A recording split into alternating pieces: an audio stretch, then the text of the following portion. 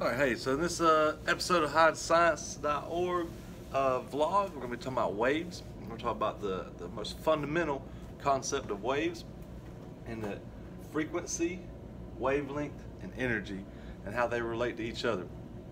And what's going on when one changes or one is affected, how does that affect the others? Real quick, the little units. So Hertz, Hz, is what is our unit for frequency. The higher the hertz, the more frequency. The lower the hertz, the lower the frequency. Got this little lambda symbol here. That stands for wavelength, kind of a little abbreviation. We measure wavelengths in meters, so that could be micrometers, nanometers, regular meters, and we can measure it in any which way we wanted to with the meter. And finally, we have energy, which, as we know by now, we measure with joules. So this is kind of my little rundown of the electromagnetic spectrum here. We got radio and microwaves down here, our visible light in the middle, and then X-ray and gamma rays down on the other end. So first, let's just take a look at the wavelengths. Let's compare the wavelengths of each of these waves. So down here on the radio in the micro end, we can measure our wavelength from one point on the wave to the exact same spot on the next wave. So we can pick any spot on the wave really that we want. You know, we can pick this point here, and we measure to the exact same spot of the next wave, which would be there. All right, so we can measure our wavelength this way. All right, but it tends to just be easier to measure from the top of one wave, the crest, to the top of the other. This will give our wavelength. In comparison, down here on the other end of the spectrum, our wavelength is much smaller. All right, so we have a big wavelength down here,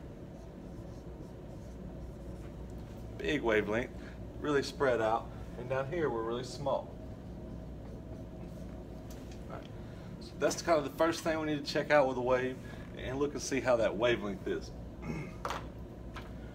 So how does this wavelength, or what does this wavelength tell us about frequency or energy? Well, let's take a look at frequency real quick. All right. So frequency is how many waves pass a spot in 1 second.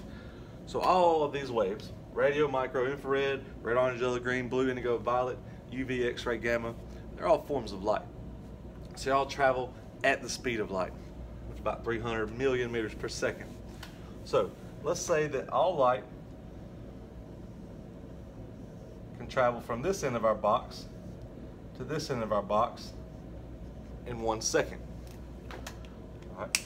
Well, we measure the frequency by how many waves pass. So let's take a look at some different wavelengths. We had one wave of light, say we had like a microwave or infrared wave or something, and it was coming through. All right. And then we had something with a lower wavelength like gamma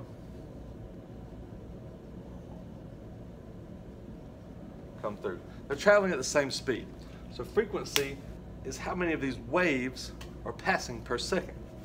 So if I take a look, you know, I got one wave here and another wave there. So I got about, 2.5 waves of our bigger wavelength passing through in 1 second.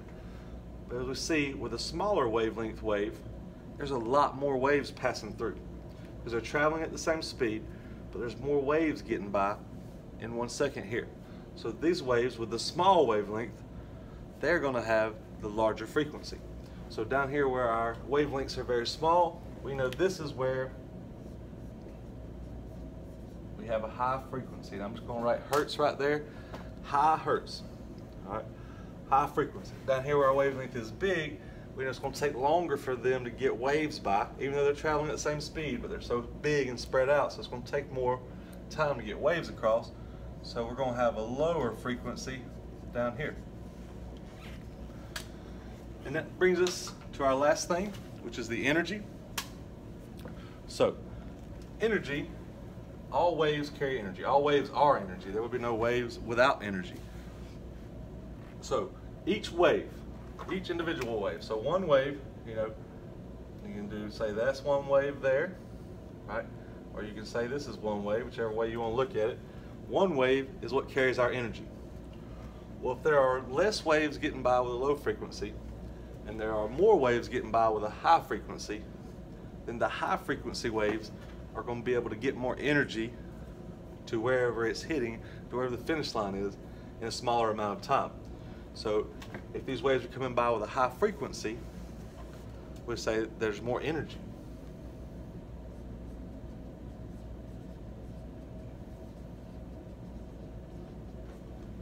Whereas these waves are more spread out, so the energy is getting there less frequently, lower frequency. This is going to have our low energy.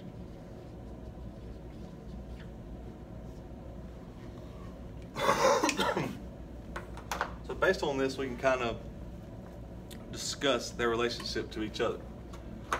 So here, if you notice, low and low, both my frequency and my energy are low. Down here, both my frequency and my energy are high. So if I have a high, one of those is high, the other one's high. If one of them is low, the other one's low. So we can say that the relationship between them is direct. Whatever happens to one happens to the other. So these right here are going to be direct. All right. Now look at this. So here we have big. So our wavelength is big, our wavelength is long. That's the opposite of low. Down here, my wavelength is small. That's the opposite of high. So our wavelength is the opposite of whatever our frequency and our energy is. And we'd say that this relationship is an inverse. Okay? So if I have a big wavelength, all right, if I have a big wavelength, then I have low frequency. So low frequency, and I'm going to have low energy because these things are going to be the same. If I have a small wavelength, like I do down there with gamma, then I'm going to have high frequency, which means I'm going to have high energy. Okay, so what happens is these two, we just said, these are directly related.